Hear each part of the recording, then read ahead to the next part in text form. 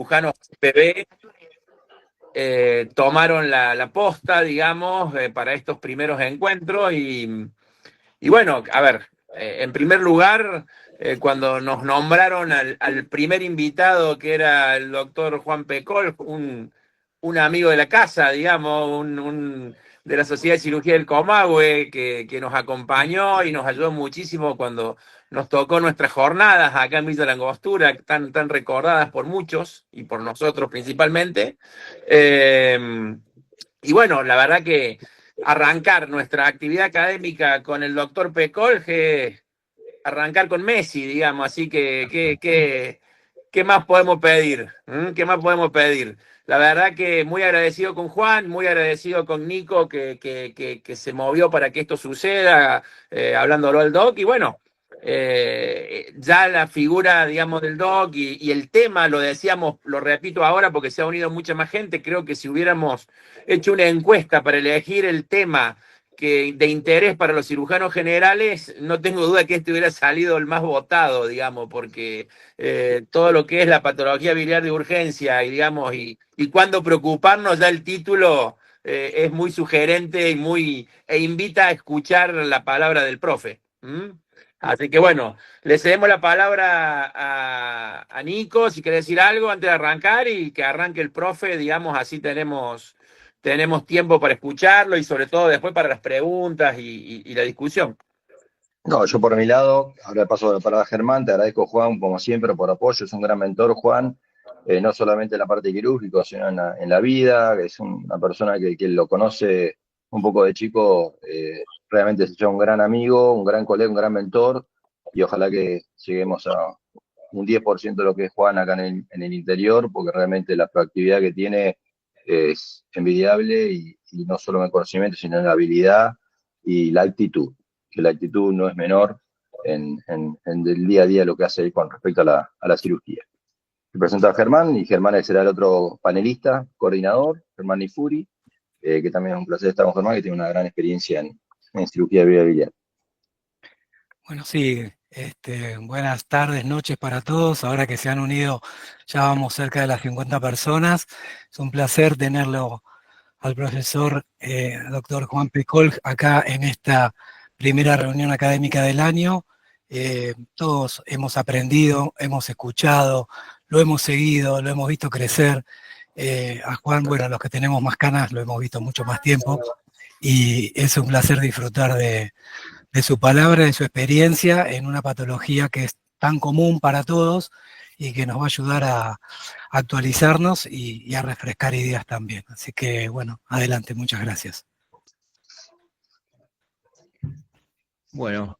Todo tuyo, Juan, cuando quieras presentar. Para que vea, recién salió bien, esperemos que salga bien con la tecnología ahora, vamos a ver, ahí va. ¿Se ve ahí? Sí, perfecto. ¿Me escuchan bien?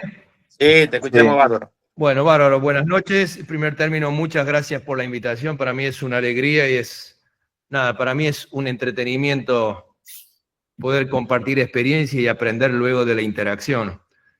Así que cuando me llamó Nico me encantó. Por ahí vamos a ver que son temas básicos, pero son prevalentes y son, con las poblaciones pacientes que tenemos en la actualidad, cada vez se nos hace más difícil. Así que, en primer término, quisiera agradecer al doctor Rinaudo, presidente de la Sociedad de Comahue, de las palabras, consideraciones son exageradas, porque de alguna manera somos amigos, igual que de Nico y del doctor Nifuri, de Germán. Así que vamos a hablar de esto. Primero, solamente decir que con Nico nos conocemos muchísimo, lo parí desde chiquito, lo sufrí de chiquito, en quirófano y todo lo demás. Y siempre está dispuesto a cualquier cosa, y esta es una reunión que tuvimos en casa hace poco para un congreso que estamos armando en el 2027, y si uno hace un gin tonic, la gente se junta, así que estamos muy bien para el 2027, Nico. Y por otro lado, con Germán sí, nos conocemos muchísimo y tuvimos algunas cruzadas políticas juntos que fueron épocas interesantes y duras y aprendimos. Y recién vi que en su foto principal que tenía ahí era él como buceando.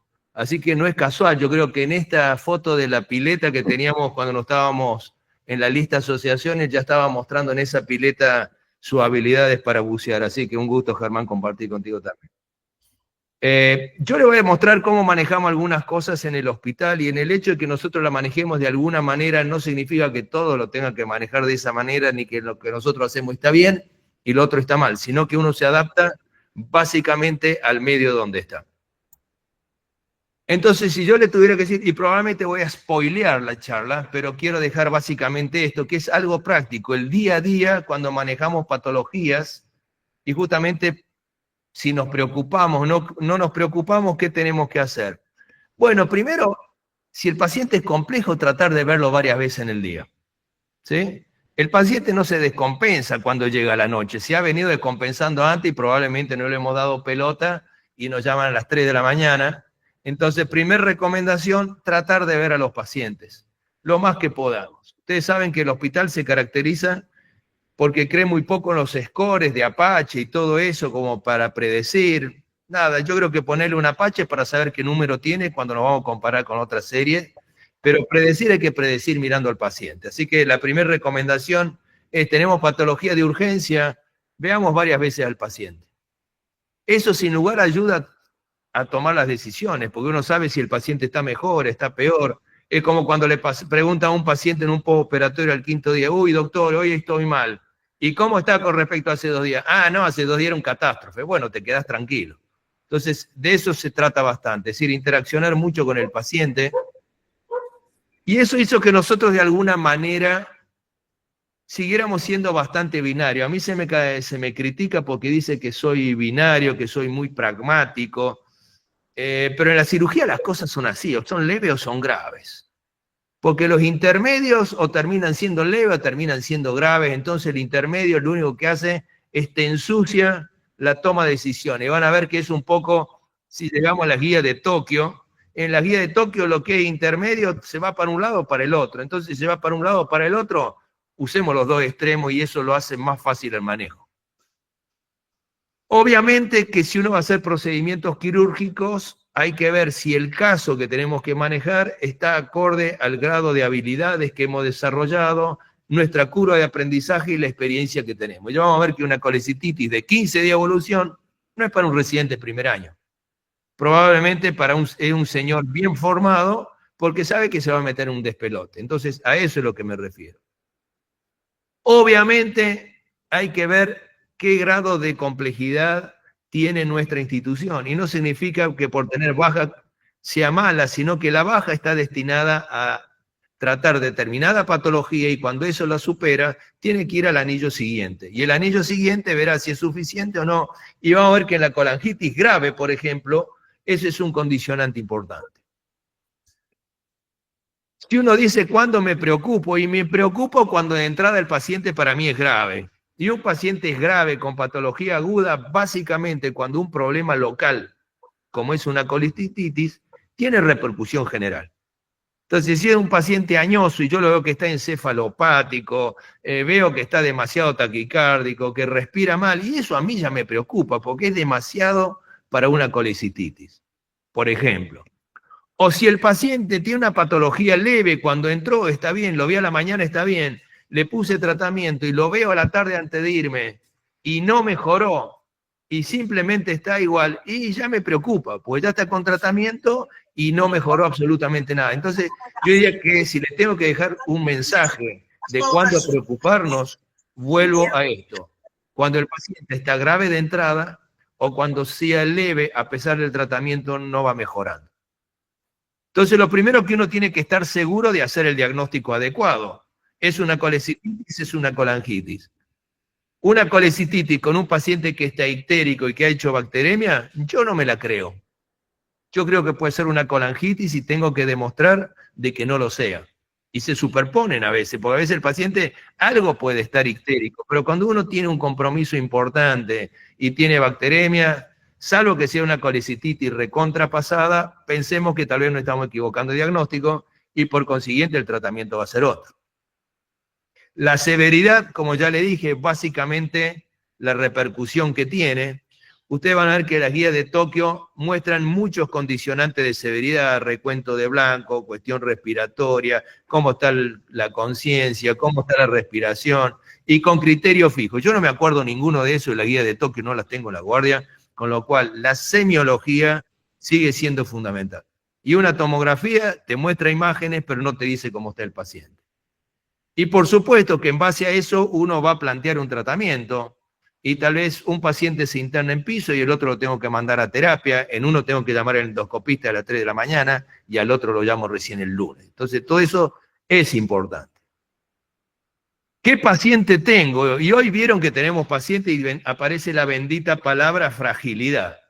Y un paciente que ya lo traen en silla de rueda y que no puede caminar, salvo que se haya fracturado, ya me preocupa.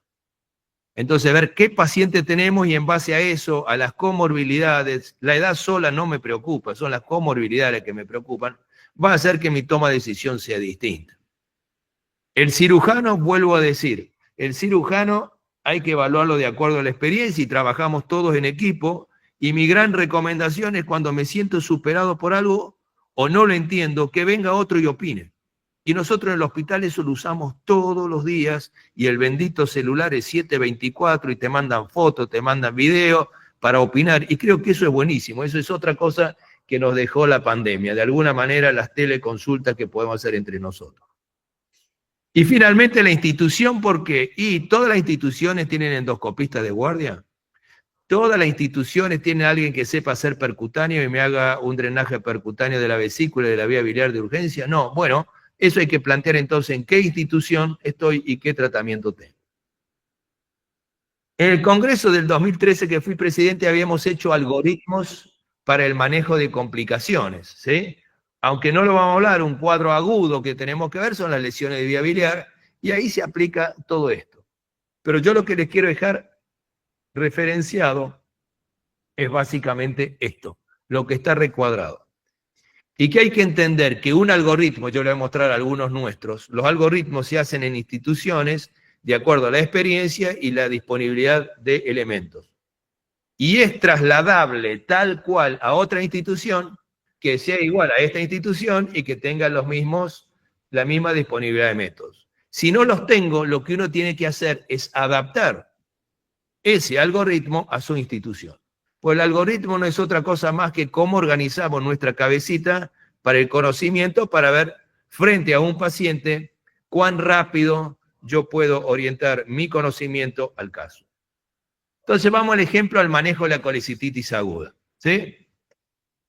Estas son todas las preguntas que uno se hace. ¿Le hacemos tratamiento médico? ¿Cuándo sí? ¿Qué tipo de tratamiento? ¿Lo tengo que operar? ¿Cuál es la oportunidad? ¿Cuál es la mejor técnica? Si el paciente no es candidato a cirugía, ¿tengo que a todo hacerle una colecistostomía? ¿Cuándo? ¿Cómo? Y de eso se va a tratar básicamente el paseo que vamos a hacer en este primer ítem. Los pacientes son distintos, entonces yo básicamente podría decirle que uno puede definir mínimamente 4 poblaciones de pacientes. Están por un lado los pacientes que tienen una colecititis aguda litiásica en pacientes con riesgo operatorio aceptable, que es la mayoría de las colecititis que vemos. Es decir, paciente con colecititis aguda que vemos, sabemos que en principio, salvo algunas situaciones, va a terminar en cirugía si tiene un riesgo operatorio aceptable. Si le estoy poniendo con riesgo aceptable, obviamente que debe haber alguna colecititis aguda causada por cálculos, pero que el paciente tiene un riesgo elevado y que tal vez por eso no lo puedo operar. Y entonces me obliga a cambiar el tratamiento. Una cosa muy distinta es la colecititis aguda alitiásica, que en general eso lo vemos en unidades de terapia intensiva, con pacientes con ayuno prolongado, que están internados por un postoperatorio complicado, por una quemadura, un trauma, una pancreatitis. Es decir, es excepcional que una colecistitis alitiásica venga de la comunidad caminando a la guardia, porque eso lo encontramos ya en pacientes graves y esta colecitis es apenas un epifenómeno. Y finalmente, que por suerte cada vez son menos, hay procedimientos que hacemos nosotros los cirujanos, los que hacemos intervencionismo, los endoscopistas, que es inyectar contraste en la vía biliar y se nos va a la vesícula. Y ese contraste es hiperosmolar, no siempre es estéril y es hermoso para generar una colecititis. Y entonces están las colecititis posterior a procedimientos endoscópicos y percutáneos. Y eso hay que saber que tiene una gravedad, ya vamos a ver por qué. Entonces vamos a este paciente. Fíjense, esta es una colecititis aguda, claramente se está operando por la paroscopía, y ustedes ven que corre pus, ¿sí? La vesícula distendida, con placas necróticas, y a mí eso me preocupa. Obviamente que tener esta contaminación ya me está condicionando a que el paciente en el posoperatorio va a hacer complicaciones probablemente sépticas intraoperatorias, y también me preocupa si este paciente tiene placas necróticas, porque significa que tiene tiempo de evolución, y no sé si es o porque el paciente no le dio pelota, o porque los médicos no le dimos pelota, o porque le dimos antibiótico y la mandamos a la casa, y como el 70% de esos pacientes no andan bien y vuelven en un peor momento. Entonces, este es un ejemplo de un paciente que entró con colecititis, se lo estabilizó, y al día siguiente, en un horario lógico y en buen estado general, con un cirujano que tiene experiencia, se operó por la paroscopía. Muy distinta es esta mujer, que hizo una colecititis y empezó a tener náuseas, vómitos, dejó de tomar sus digitálicos e hizo un edema agudo de pulmón. Y esta paciente viene a la guardia con su colecititis y con su edema agudo de pulmón. Claramente esta paciente no es candidata a cirugía, y a mí me preocupa porque por ahora le pusimos una colecistostomía percutánea. Pero me preocupa porque es una paciente grave por su cardiopatía, y veremos cómo revierte, y si revierte, después vamos a ver qué tenemos que hacer con ese catéter. O este otro paciente que está en terapia intensiva en unidad coronaria, luego de una cirugía de revascularización coronaria.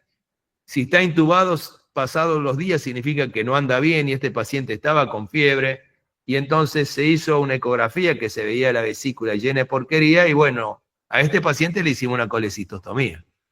Y también me preocupa el estado general del paciente y cómo voy a seguir evaluando la efectividad de esta colecistostomía, si es que el paciente en realidad tenía una colecititis o puede tener otra cosa. Entonces uno dice, bueno, pongamos en la cabeza primer algoritmo y vamos a manejarnos acá. Paciente que entra con colecititis, mi recomendación, no lo manden a la casa. Internenlo, tratamiento básico, analgésicos, hidratación parenteral, antibióticos, evaluamos el riesgo quirúrgico, y si el riesgo quirúrgico es aceptable, el paciente de esa internación no se va sin su colecistectomía. Si lo hacemos a las 12, 24, 48, 72 horas, veremos cuál es la logística.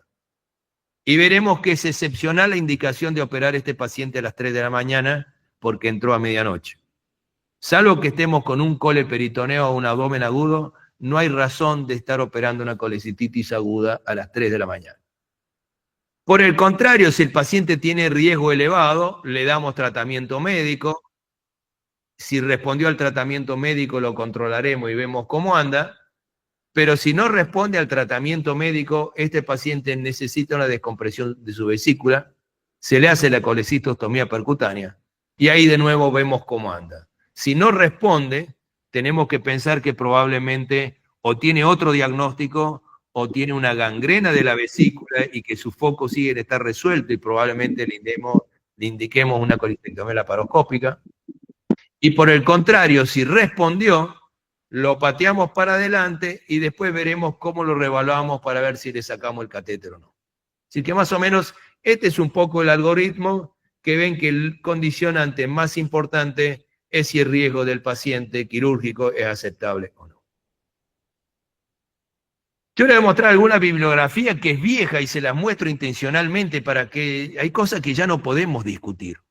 Hay cosas que no podemos discutir, ¿sí? Entonces, cuando empezó la colecistectomía laparoscópica, se dijo que la colecititis era una contraindicación absoluta. Después, en la medida que supimos manejarlo, dijimos que una contraindicación relativa, y después viene la bipolaridad del ser humano, que dice que es el mejor tratamiento para la colecititis aguda, porque evitamos todas las complicaciones sépticas de la pared abdominal. Y es cierto. Y hoy el mejor tratamiento para la colecititis aguda litiásica, independientemente del tiempo de evolución, es el tratamiento quirúrgico. Pero a saber que nos vamos a enfrentar con una vesícula difícil, y vesícula difícil significa simplemente una vesícula que te expone a complicaciones. Y eso a mí también me preocupa, porque por eso hay que definir qué cirujano va a operar cuál colecititis. Va a ser difícil, ¿por qué? Y porque tiene una inflamación aguda o a veces tiene inflamación crónica asociada, porque hay variantes técnicas, anatómicas y tenemos que tener cuidado a veces en las vesículas que están retraídas y vuelvo a lo mismo, experiencia del cirujano. No cualquiera puede hacer cualquier cosa y está como responsabilidad del conductor del servicio definir qué paciente lo opera quién. Vamos a esto, oportunidad. Hay 3 oportunidades para operar la colecititis. Una, cirugía inmediata, emergencia, a las 3 de la mañana. Salvo que tenga un coleperitoneo o tengamos duda diagnóstica abdomen agudo, no hay razón para bajar un paciente a las 3 de la mañana, que estás cansado, que no ves bien, que tal vez no tenés mejor el equipamiento, etcétera, etcétera. ¿Sí? Segundo, cirugía temprana, significa que el paciente entró y dentro de las 72 horas lo operé, es lo que escribimos en nuestro grupo, y es la mejor forma de evitar todas las complicaciones posteriores a una colecititis enfriada que vuelve a la semana, a los 10 días con abscesos y es peor la cirugía. Por eso que nosotros la cirugía tardía, diferida, no la tenemos en cuenta, salvo para el paciente de alto riesgo que respondió al tratamiento médico y lo pateó para adelante. Pero si no, no hay razón para diferir una colecistectomía. Fíjense, esto está dicho en el año 1993, entonces no tenemos que estar discutiendo si tiene sentido enfriar o no, porque es clarísimo como esto quedó demostrado ya de la época de cirugía abierta. Y fíjense, se dice, no, mira, vamos a enfriar la vesícula para que sea más fácil. Fíjense, conversión, 20% de la colecistectomía diferida, y cada convertido significa complicaciones de la herida. Internación, prácticamente el doble. Entonces, no hay razón para diferir la colecistectomía.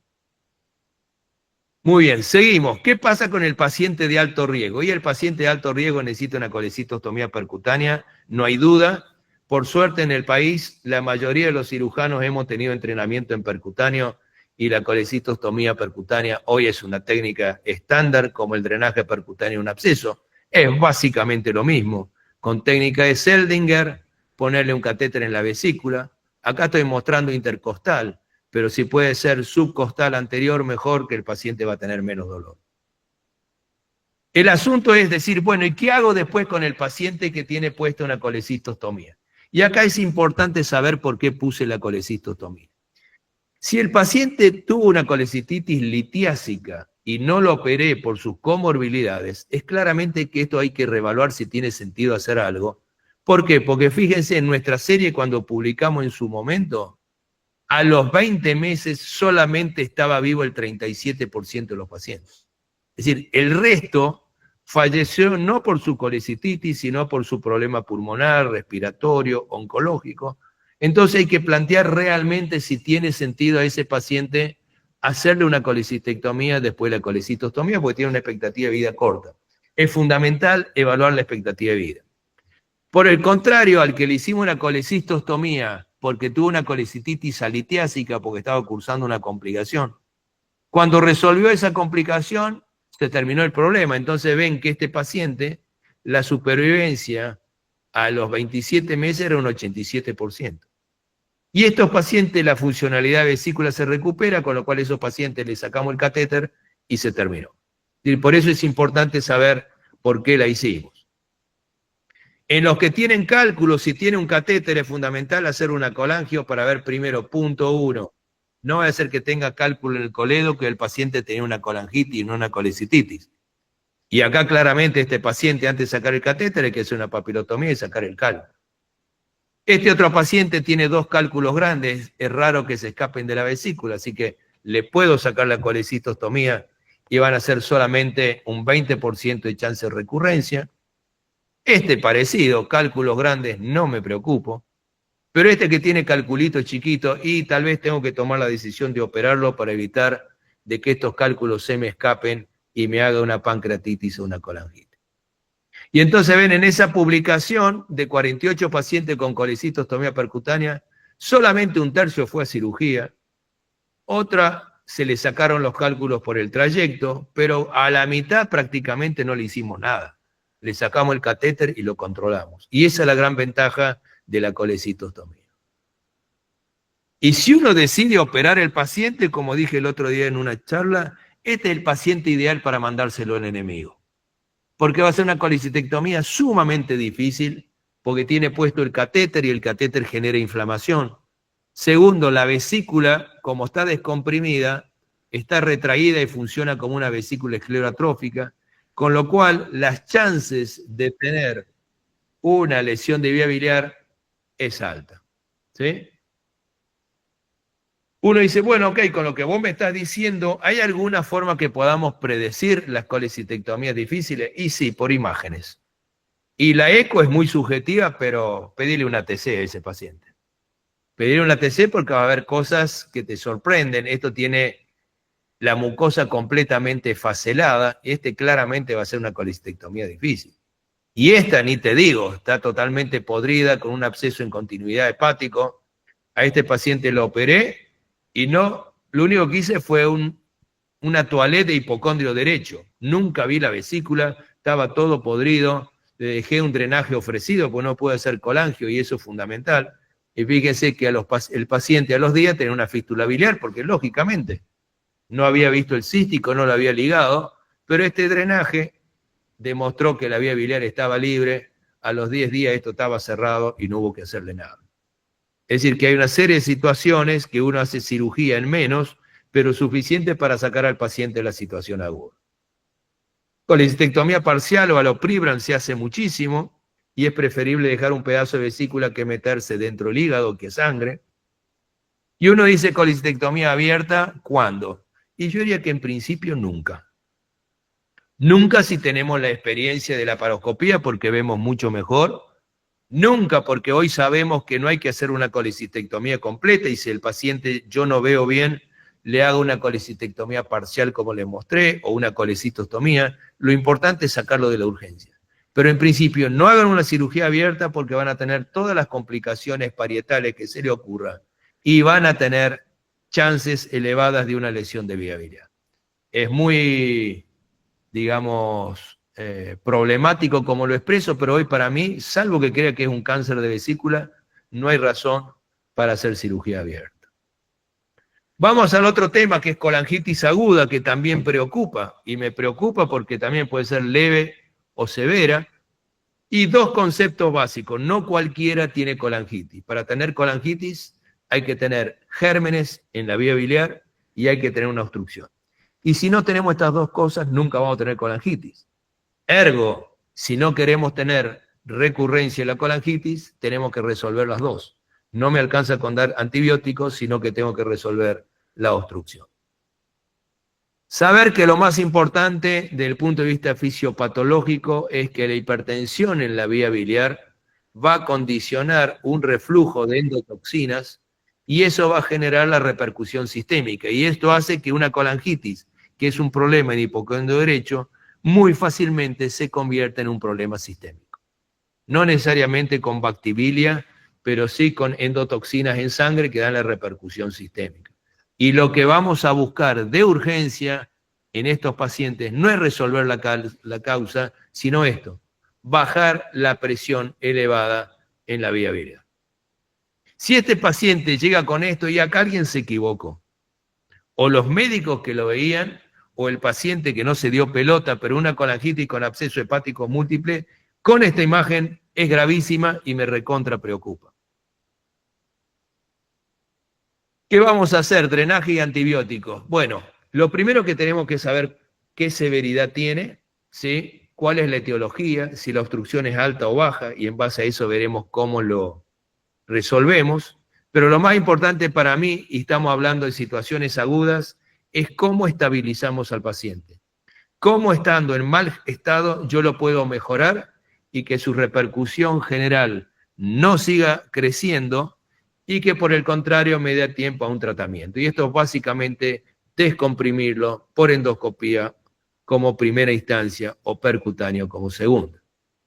Grado de severidad, no voy a avanzar mucho, pero básicamente hubo distintos scores y vuelvo a decir, revisemos al paciente y el que tiene repercusión sistémica es grave. Y le doy este ejemplo, este paciente tenía este cuadro, tenía un síndrome coleociano, aparentemente por litiasis coleociana, el paciente le hace una papilotomía y proponen la colecistectomía, hacerla a las 72 horas, el paciente no anda bien, lo derivan a otra institución con bacteremias, y el paciente finalmente le hacen la colecistectomía y el paciente sigue andando mal después de la colecistectomía y llega a nuestra institución. Pero claramente este cuadro a mí me preocupa y el paciente llega así. El paciente, fíjense que tiene las cicatrices de la colecistectomía, sin embargo está en respirador. Algo anda mal y el paciente se ve de color ictérico. Entonces, estar en respirador me preocupa. Si hago esta tomografía, fíjense, me recontra preocupa. Y pulmones completamente consolidados, me recontra preocupa. En la tomografía, abscesos dentro del cerebro y en la cámara anterior del ojo. Y este paciente, obviamente, ¿qué le pasó? Falleció, vino en falla multiorgánica y a pesar de haber hecho un tratamiento endoscópico y lo que encontramos es que tenía cálculos y a pesar de la papilotomía y la descompresión, el paciente se murió porque vino en mal estado general. Pero uno tiene que tratar por todos medios de usar lo menos invasivo y lo que menos mortalidad tiene una colangitis grave es la descompresión endoscópica. Estas son series antiguas, hoy la mortalidad es francamente menor, es menos del 2-3% y por eso es lo que hay que indicar. A veces colocábamos estos catéteres nasobiliares, hoy ya no se usan, pero si pusiste un naso biliar me vuelve a preocupar porque es un cuadro no resuelto. Es importante saber el nivel de obstrucción totalmente. La causa más frecuente sabemos que es litiasis canalicular, pero hay muchas litiasis canaliculares. Una es esta, un paciente que tenía litiasis con su litiasis vesicular y coledociana, que es una cosa y podemos resolverla por la laparoscopía si es leve. Muy distinta es litiasis coledociana en un paciente con papilotomía previa. A veces no se puede completar el tratamiento, los cálculos son grandes, pero es condición fundamental que si no sacaste los cálculos, dejar descomprimida la vía biliar. Litiasis intrahepática, estos son unos dolores de cabeza tremenda y que necesita el tratamiento simultáneo endoscópico y percutáneo para estabilizarlo y luego tal vez una cirugía. Y esto es lo que tenemos que evitar. Colangitis posterior a procedimientos diagnósticos y terapéuticos. Este es un paciente con un tumor de Klatskin que le hicieron una retrógrada, no se descomprimió, a la semana lo recibimos séptico y fíjense, este paciente tiene una colecititis gangrenosa con filtración, le tengo que poner un percutáneo, un drenaje percutáneo izquierdo y un drenaje percutáneo derecho. Claramente hoy la colangiografía endoscópica retrógrada sin descompresión en un paciente ictérico está contraindicada y para eso tenemos la resonancia para definir la etiología. Es decir, que me preocupa si uno mete contraste y no pudo descomprimirlo, ahí hay que llamar urgente al que hace percutáneo para que le descomprime. Pero los que hacemos percutáneo también a veces hemos visto pacientes que le han hecho un percutáneo con una obstrucción distal, no pudieron franquearlo, lo dejaron así, el paciente viene a la semana todavía tiene contraste dentro de la vía biliar, y esto es gravísimo. Entonces también en percutáneo, si vos colocás contraste, tenés que descomprimir. Tenemos pacientes paliativos que no se mueren tan rápido como creemos y a los pacientes se les obstruye la prótesis y esa prótesis condiciona abscesos hepáticos unilaterales como vemos en este caso y lo que hay que hacer es remover la prótesis. Entonces, estar muy cerca de los pacientes que tienen prótesis plásticas y hoy prácticamente no usamos más en pacientes con fines paliativos o para neoadyuvancia, prótesis plástica, usamos todas metálicas. Esto se tapa muy fácil y los drenajes percutáneos también se tapan muy fácil, así que no es que uno es mejor que el otro, sino los dos tienen el problema del tiempo de permanencia. Ya voy terminando. Lesiones de vía biliar. Y lesiones de vía biliar, una forma de presentarse es con colangitis. Si vemos este ejemplo, esta paciente tuvo una lesión de vía biliar abierta y fue operada 4 veces por coleperitoneos, por colecciones, y estando en respirador, le pusimos este percutáneo y con eso lo sacamos de la situación aguda. No le resolvimos la lesión de vía biliar, pero la sacamos de la falla respiratoria. Fíjense, un percutáneo puesto con obstrucción completa, con un absceso en continuidad, Todo esto habla de gravedad. Pacientes que ya tienen anastomosis biliodigestiva y que se estenosan, 100% van a hacer colangitis. Y entonces uno dice, ¿cuál es el tratamiento? Los antibióticos. Yo le diría que usted tiene un paciente con colangitis, llamen al infectólogo. Porque con los gérmenes actuales que tenemos es un dolor de cabeza. Cada vez me aparecen más siglas, ahora aparece la E. coli, ble, aparece la otra, no tengo idea qué es. Entonces, en las instituciones tenemos infectólogos, llamémosle infectólogos para que nos ayuden con esta situación y no nos olvidemos de las cándidas que están cada vez creciendo más y más en pacientes oncológicos e inmunosuprimidos. La descompresión, eso sí, y volvemos a la institución, tenemos que tener todo disponible. Y si vamos a hacer descompresión en agudo, es endoscópico o percutáneo. Hacer una cirugía en colangitis grave, les mostré mínimo 30% de mortalidad. Obviamente que siempre es peor eso que no descomprimirlo, pero hoy tenemos los sistemas de derivación que hacen que un paciente de una institución pueda ir a otro para usar estos dos procedimientos mini-invasivos para descomprimir. Vamos a mostrar algunos ejemplos y volvemos a lo mismo. Colangitis, entra al hospital, hidratación endovenosa, antibióticos, vemos cómo está. Si es leve, va a piso. Si es grave, a terapia intensiva. Y cuando digo terapia intensiva, es llegar a terapia intensiva, estabilizarlo y llamar al endoscopista, aunque sea viernes a la tarde o sábado a la mañana. Y si no podemos hacer el drenaje endoscópico, veremos después si es percutáneo y si no podemos, recién ahí cirugía. Por el contrario, si es leve en ese paciente podemos esperar, podemos mejorarlo y hacer el tratamiento definitivo de una sola vez. Por el contrario, el caso leve que no mejora, que es otro que me preocupa, vamos de nuevo a lo mismo, a buscar al endoscopista o al cirujano endoscópico de urgencia. Entonces, este es un ejemplo, colangitis aguda leve, respondió al tratamiento médico, litiasis vesicular y coleociana. Este paciente va con colecistectomía, exploración de vía biliar de una, metemos la canastilla, sacamos el calculito y se terminó. El paciente que ya tiene papilotomía es resorte 100% del endoscopista. Y esto se resuelve con una papilotomía endoscópica, extracción del cálculo, si el cálculo es muy grande, litotripsia, y si no se puede litotripsia, se deja un stent para descomprimirlo. 2 minutos y termino, estoy controlándome el tiempo. Este es el paciente que tiene el catéter nasobiliar en pésimo estado general. Hay que esperar que salga la situación aguda y luego hacerle una papilotomía, extracción de cálculo. Fíjense la cantidad de cálculos que tenía esta mujer. Lo dejamos con su vesícula puesta. Este paciente había sido un paciente que tenía litiasis coledociana residual. No pudieron hacer la papilotomía y no le sacaron el contraste. Entonces este paciente, lo que le hicimos fue un drenaje percutáneo de la vía biliar. Fíjense los abscesos comunicados con la vía biliar. Y luego, una vez que ya tenemos este acceso, le resolvimos el cálculo por vía percutánea. Si los pacientes tienen urgencia y hay que descomprimir, lo único que tenemos que hacer es descomprimir la vía biliar. Y este es un caso que personalmente yo operé de urgencia. No tenemos endoscopía, no tenemos percutáneo, ANE 97, saqué 2 o 3 cálculos, le puse un KER y chau, lo salvé al tipo.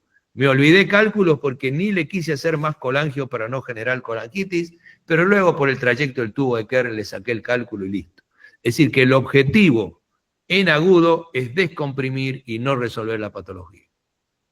Para la litiasis intrahepática es más complejo, este paciente lo pusimos en condiciones y terminó realmente con una hepatectomía. Es una indicación clara la litiasis intrahepática. Fíjense, exprimiendo el hígado, cómo salía pus y cálculos. Y para ir terminando, si tengo una colangitis, hay que definir la severidad, la etiología, dónde está la obstrucción y en base a eso al tratamiento estabilizado. ¿Cómo prevenimos la colangitis? Por un lado, diagnóstico no invasivo de la ictericia. Hoy la resonancia está disponible en todos lados y la colangioresonancia. Y en el caso intraoperatorio, no dejarnos cálculos, y para eso es buena la fibrocoleocoscopía o la radioscopía. Y como les digo, si vamos a hacer una retrógrada o un percutáneo con fin diagnóstico, tenemos que llevar stent o drenajes para dejar puestos y no dejar contraste en la vía biliar sin descomprimir. Creo que lo importante es esto, y esto hablaba la institución, La ictericia, la colangitis son todos cuadros para ver de manera multidisciplinaria entre el cirujano, el endoscopista, el terapista, el infectólogo. Hoy jugar de a uno no tiene sentido, hoy la medicina es de equipos. Yo voy a parar acá, pero básicamente si quieren después hablamos un poco qué dicen las guías de Tokio, pero las guías de Tokio más o menos le dicen esto que yo les mostré, con algoritmos que son mucho más complejos. Y fíjense que la guía de Tokio se tuvo que ir actualizando porque esto fue cambiando y hay 3 guías de Tokio, por lo cual hay que saber que la guía es eso, es una guía simplemente. No es que esto sea sacrosanto y debamos hacerlo así, y estas guías también, que son algoritmos, tenemos que adaptarnos a nuestra institución. Voy terminando, tengo acá el perro que está con reflujo, así que me tiene loco, así que vamos a ir terminando, pero fíjense que las recomendaciones que ellos hacen es, en una colangitis aguda, repetir el diagnóstico de la patología 6 a 12 horas, que es lo que yo le decía, ver varias veces el paciente, y luego, todos los días que lo vemos, definir la severidad. Es decir, que mal, hay coincidencia entre lo que nosotros hacemos. Como ya le dije, leve, severa y moderada en el medio, yo la moderada no le doy bolilla porque va para un lado o va para el otro, y lo único que nos hace es ensuciar. Para terminar, vuelvo a la primera diapositiva. Ver los pacientes complejos varias veces en el día, eso nos ayuda a tomar decisiones, nos lleva a una postura binaria, leve o grave, las habilidades y experiencia del cirujano y de los equipos con los que contamos de endoscopía, percutáneo, terapia e infecto. Eso está en relación con el centro médico de acuerdo a la complejidad. Y vuelvo a decir, me preguntaron cuándo me preocupa cuando algo es grave o cuando es leve y no mejora a pesar del tratamiento.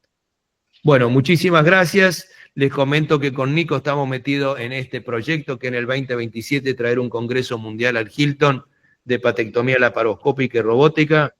Vamos a tener becas para los chicos jóvenes, así que los que estén interesados, recuerden, 15 al 17 de septiembre 2027. Muchas gracias.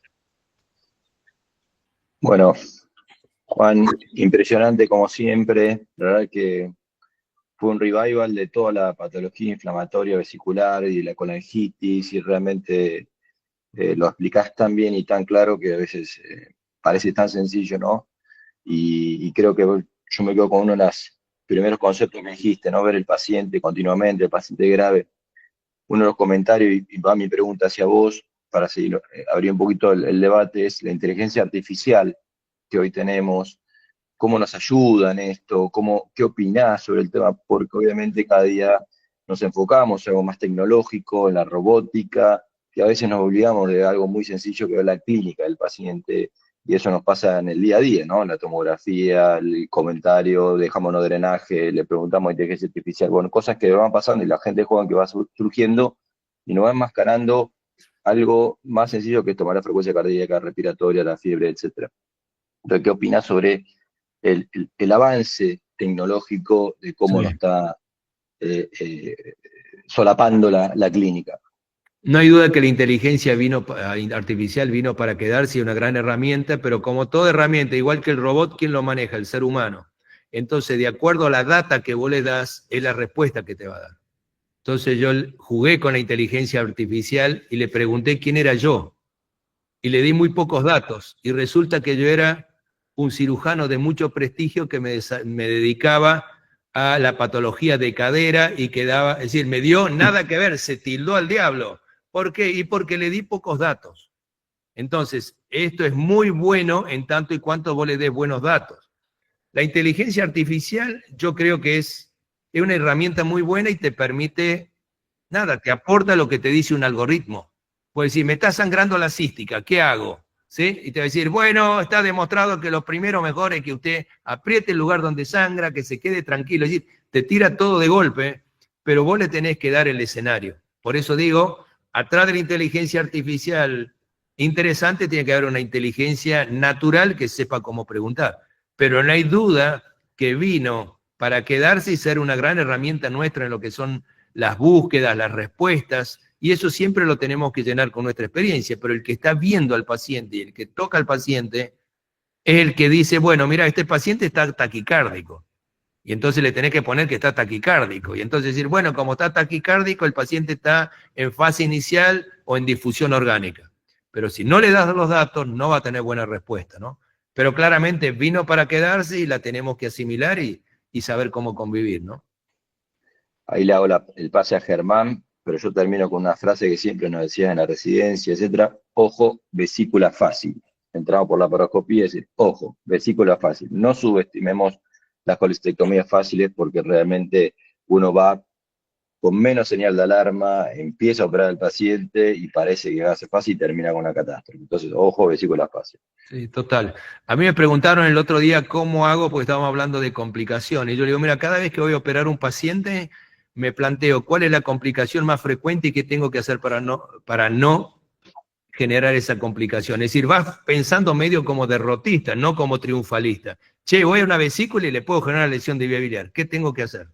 Y es una forma de ir con mucha precaución, ¿no? Exactamente. Germán. Bueno, primero que nada, felicitarte, Juan. La verdad fue una explicación excelente de lo práctico, de lo que hay que tener en cuenta. Que abarcaste también lo práctico, que queda por ahí poco para preguntarte, aunque, diríamos, hay cosas para remarcar, porque vos vas diciendo muchas cosas que son realmente muy importantes. Y para empezar a hablar esto de gravedad, preocupación, y es algo que yo estoy viendo en los últimos años y me preocupa cada vez más, que muchas veces, la mayoría obviamente de estos pacientes, ingresan por la guardia. Y en la guardia muchas veces hay muchos médicos que no están bien entrenados, que no tienen el nivel de alarma y que mandan muchos de estos pacientes a la casa justamente con un diagnóstico no bien realizado. Eso es algo que realmente me preocupa y que lo veo cada vez, digamos, uno va viendo pacientes que llegan cada vez más tarde, ¿no? O con diagnósticos más tardíos. Sí, totalmente. Mira, a nosotros nos pasa como institución referente porque tenemos crisis de camas. Entonces viene el asunto de decir, che, este tipo lo vamos a internar, vamos a ocupar una cama, que esto, que el otro. Lo mandaron a la casa y vuelve a las 72 horas hecho pelota. Ni nos consultaron a nosotros, porque los emergentólogos tienen una formación de emergentólogo, pero cada tanto hay que refrescarle cómo es la patología quirúrgica. Y entonces ocurren esos problemas. Y yo creo que cuando tenemos estos problemas, lo mejor es resolverlo de manera definitiva. Así como cuando decimos una pancreatitis aguda biliar que está internada, no se va de alta hasta que no tiene la patología biliar resuelta para que no vuelva con pancreatitis. Yo creo que una colecistitis está en la guardia, metela, la operamos en 48 horas y se terminó el problema del paciente. Así que coincido con vos totalmente. Y el gran problema es que hay especialidades que son muy generalistas y nuestro hospital en realidad es un monumento a la especialización. Entonces discutimos una barbaridad, porque viste, voy yo a la guardia y digo, muchachos, trato de enseñarle, este tipo lo viste vos el lunes, porque trato de ubicar quién fue el que lo vio para que aprenda. Así al menos aprende a decir, mirá, porque él se cree que es genial porque no lo internó al paciente. Y él terminó la guardia y se internó el otro día, y como entra a cirugía y no a clínica, ni sabe que anduvo mal el paciente. Entonces, es por parte nuestra tener que ser docente y enseñar a la gente de guardia cómo son las situaciones, ¿no? Pero coincido con vos totalmente.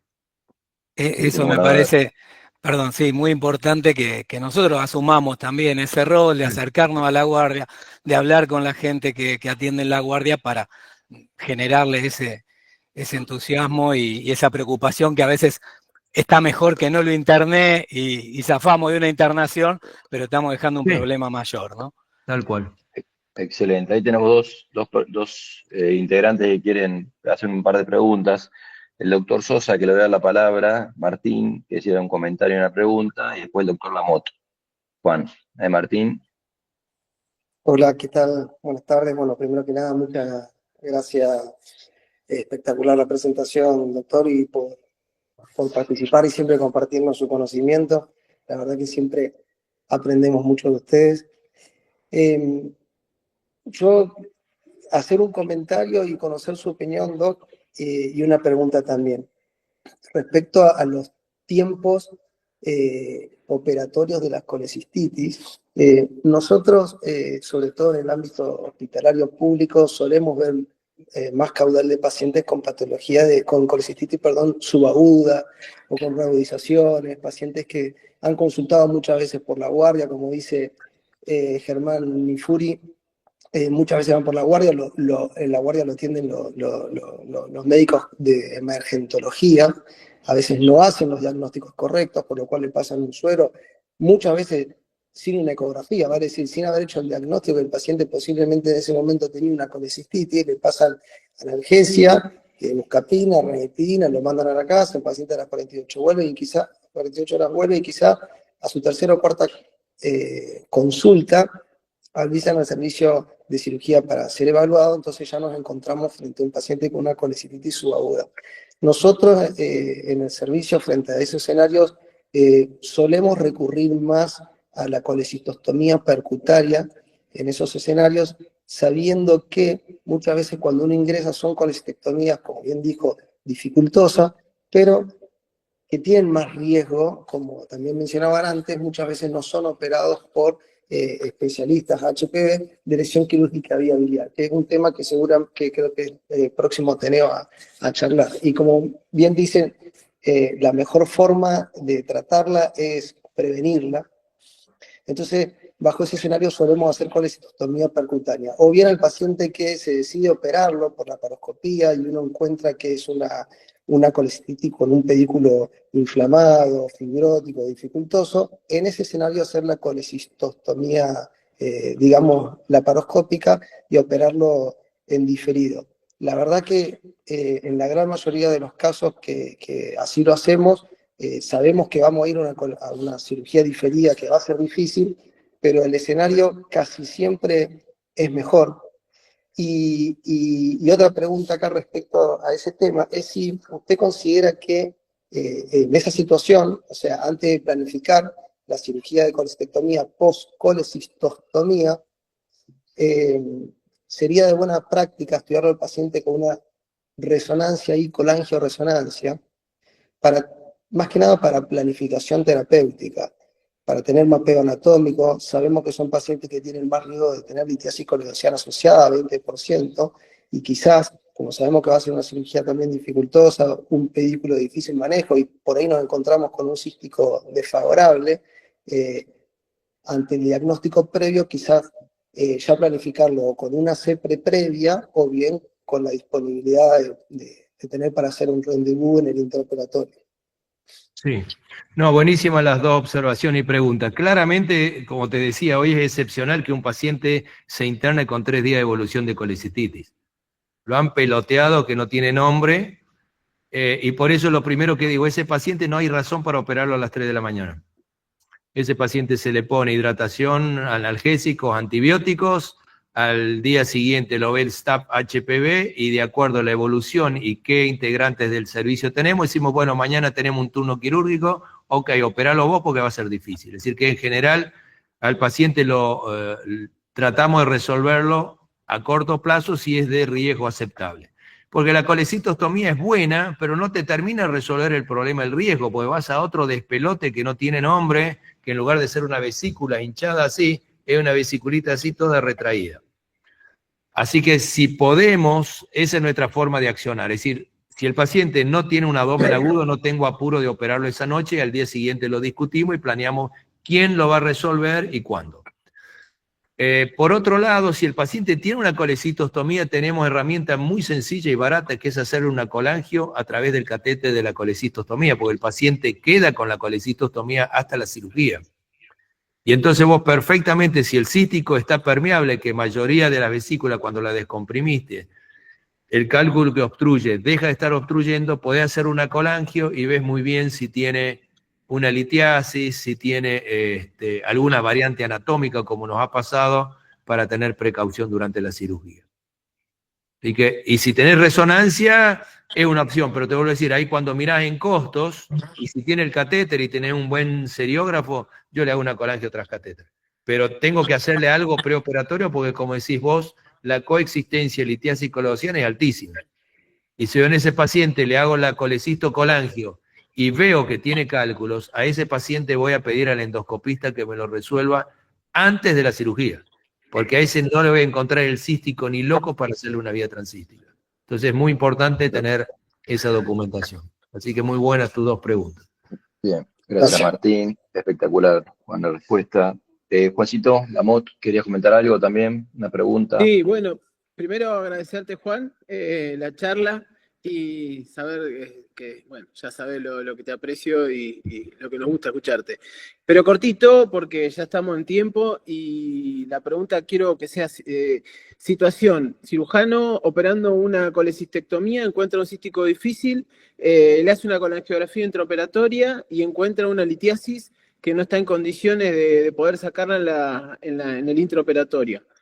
¿Qué preferís vos que haga este cirujano que o porque no tiene materiales o porque no tiene la expertise técnica? ¿Drenaje transístico, coledocotomía y colocación de KER o colocación de un drenaje dentro de la vía biliar endoscópico? Sí, buenísimo, Juan, un gusto verte como siempre. Claramente, si uno hace una colangio y no puede resolverlo, hay que saber que yo le metí contraste al paciente. Le metí contraste al paciente y tiene un cálculo que no se lo estoy resolviendo. Entonces empieza red flag, o una que sea anaranjada la bandera. Es decir, un modelo para que me pueda hacer algo. Y tengo que estar seguro que el endoscopista que lo va a tratar, lo va a resolver. Entonces, en los pocos casos que nosotros eso no lo resolvimos, hay dos cosas. O le dejas un drenaje transístico, para que después uno le meta un alambre guía, pase la papila y el endoscopista sea mandrake y tenga 100% de papilotomía segura. La otra, que es más compleja, que es colocarle una prótesis transpapilar de las que ustedes usan por endoscopía, pero en camino inverso, entonces ya queda canulada y queda descomprimida, entonces no tengo que andar a las corridas. Si no tengo nada de eso, le voy a ligar el cístico bien ligado y lo voy a llamar al endoscopista para que en pocas horas le esté haciendo la papilotomía. Porque si no, algo va a pasar, ¿sí? Entonces, claramente ese es un poco la reflexión que uno hace. Y hoy tenemos cirujanos endoscopistas mucho más disponibles, con lo cual podés interaccionar muy bien. ¿Sí? No sé si te contesté, Juan. Sí, perfecto, perfecto. Importante acá es que estás dejando a un segundo, un tercer plano la coledocotomía.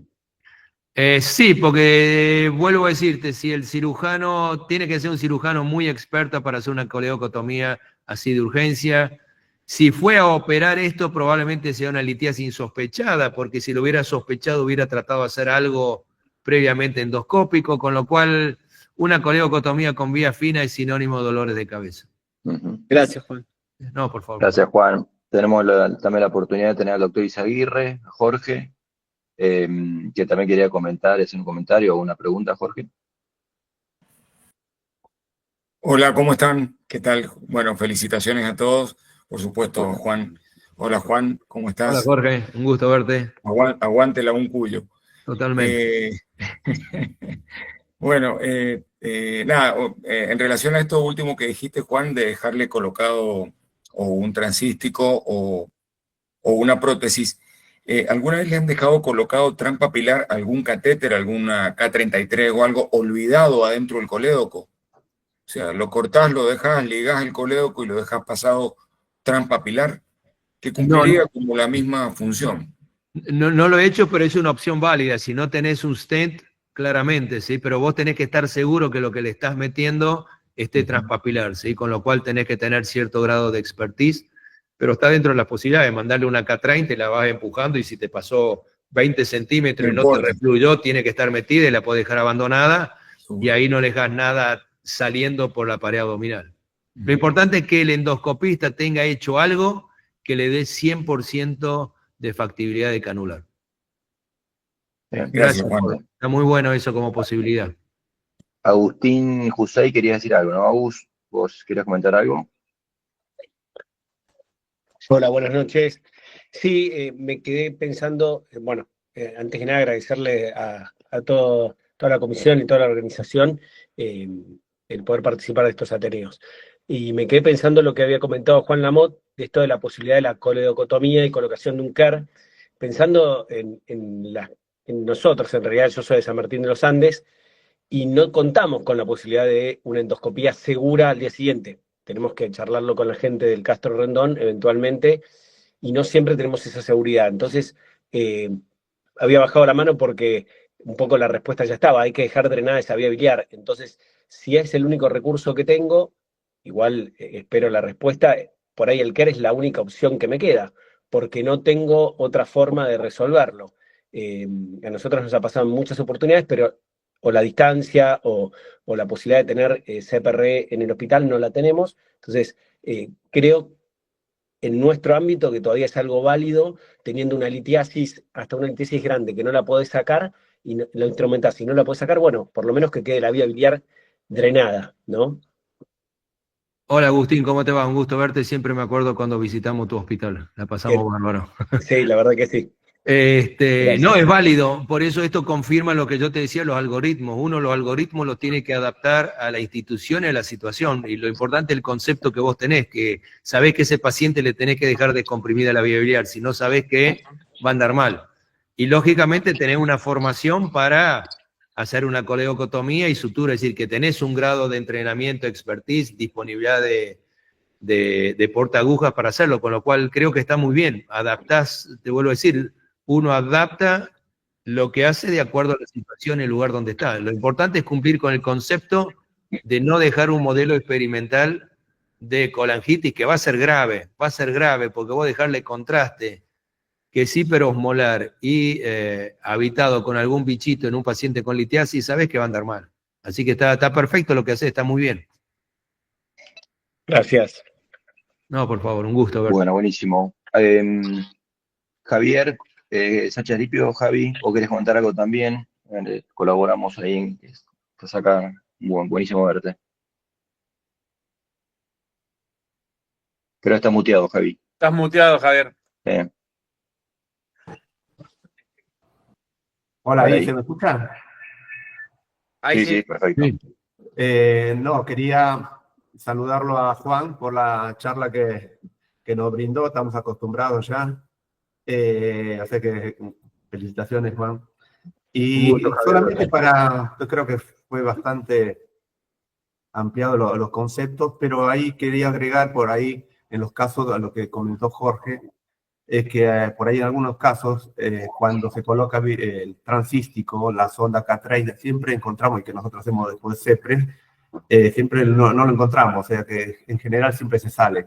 Y por ahí una herramienta más segura y que tiene fijación interna es un drenaje multipropósito, ¿viste? Transpapilar, que queda fijado con una fijación interna, ya lo hacemos de vez en cuando tenemos estos casos, que es una buena herramienta como para tenerlo en cuenta. Después, bueno, felicitaciones, bueno, muy lindo salió todo. Hola Javier, un gusto verte. Sí, estoy de acuerdo con vos. Es decir, las precauciones que uno tiene que tomar, si yo dejo una K30, ponele que es de alimentación pediátrica, lo primero que hago es que le corto la punta. Ustedes saben que la punta no tiene un agujero, con lo cual después le querés pasar un alambre guía y estás a las puteadas hablando mal y pronto. Segundo, dejarle más de un orificio, porque muchas veces el catéter se pega a una pared y entonces si no tenés agujero en el otro lado, no te descomprime.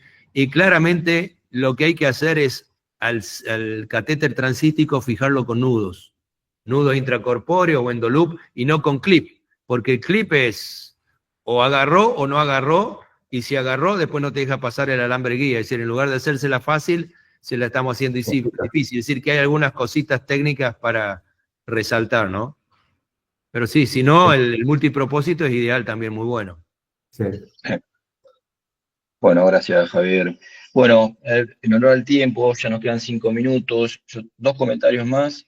Como hablaba recién Agustín, creo que cuando tenemos vía biliar dilatada y hay que desobstruir la vía biliar, eso sin ninguna duda, eso tiene que ser, concretamente tiene que ser esa vía biliar descomprimida. La colocación del KER todavía no es más la palabra el KER, ¿verdad? Que a veces parece que es mala palabra, pero no lo es, en absoluto. El paciente se salva la vida sacándole la colangitis, sin ninguna duda. Y el segundo tópico es la guía de Tokio 2018, que Juan lo había tocado, y que a veces nos olvidamos que son las técnicas de rescate. Lo tocó Juan también, la técnica de la cuestectomía subtotal, la parcial, Tribran, que realmente lo óptimo es no poner en riesgo al paciente, no poner en riesgo la vía biliar y sacarlo del inflamatorio. Pero las técnicas de rescate que muchas veces nos olvidamos y queremos sacar toda la vesícula y ponerle el loop en el cístico y no hacer un Tribran y no cerrar un bacinete, hay que tenerla en cuenta, sobre todo en esos procesos de fascitis subaguda, que realmente son dolores de cabeza más de una vez, y nos pasa, como decía Juan, a cualquier horario, los viernes a la noche, lo más frecuente. Sí. Es buenísimo lo que decís, por eso yo intencionalmente mostré, cuando hablaba si uno puede predecir una colecistectomía difícil, y le mostré el caso que yo dije que hice una toalé de hipocondrio derecho. Pues no puedo decir que hice una colecistectomía porque saqué mugre, estaba todo podrido, y lo único importante es que dije, no tengo que generarle una lesión de vía biliar. Al paciente lo tenés que sacar de su complicación, que es séptica, y ser un poco vivo. Es decir, si yo no vi el cístico, y le dejo un drenaje, porque la bilis tiene una virtud y un defecto que sale por cualquier lado. Entonces, si no le drenaste el cístico, el calculito que estaba impactado se salió o lo sacaste vos, a filtrar. Entonces la recomendación es esa, sí, dejemos el pedículo lejos y resolvamos el cuadro séptico al paciente y que salga con un drenaje puesto de alguna manera. Sin ninguna duda. Bueno, Germán, te paso la palabra y después Paulo, y vamos cerrando. Germán, un comentario tuyo que puedas comentar y que quieras decir. Muy bueno, todo recién lo que nombraste me parecía muy importante volver a resaltar el tema de evitar esa colecistectomía completa que pone en riesgo la vía biliar. Ese mensaje lo dio Juan varias veces en la charla y me parece fundamental, porque por ahí se sigue viendo alguno que se pone ahí a tratar de sacar todo y va a generar un problema. Y con respecto bueno, esto por ahí va a ser un comentario que los endoscopistas que hacen CEPRE quizá no se enojen conmigo, pero hablando un poco para la gente del interior, somos varios cirujanos que hacemos CEPRE acá en Neuquén, y bueno, tiene que estar esa herramienta también un poco a la mano para algunos pacientes, algunos casos particulares que tengan en el interior, que se pueda mandar, se pueda resolver al otro día. Deberíamos tener un poco de solidaridad con esto, y bueno, por más que nos duela un poco, tiene que estar nuestra predisposición a hacerlo, así que bueno, ese mensaje creo que también tiene que estar. Gracias.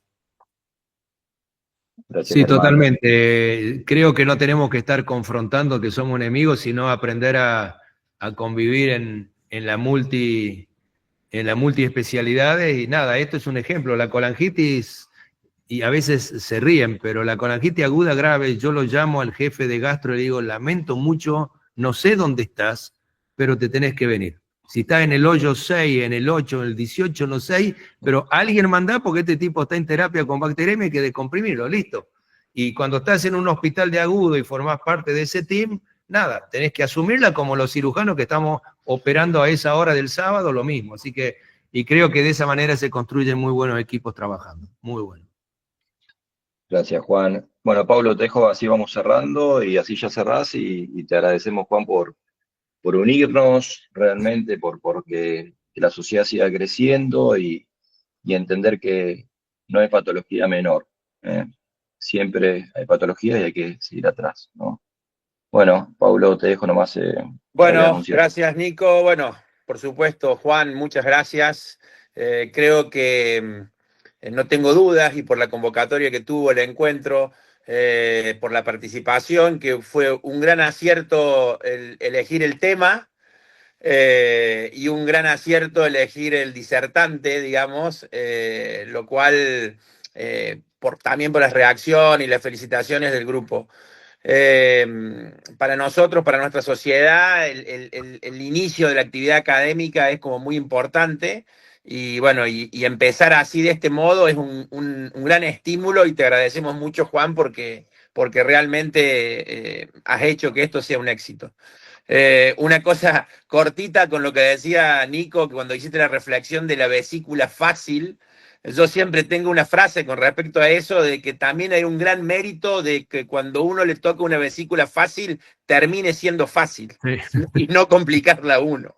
Entonces, eso de que cuando no, pero esta era muy fácil, bueno, te felicito lo mismo, porque la fácil la terminaste fácil, digamos, o sea que no es menor eso.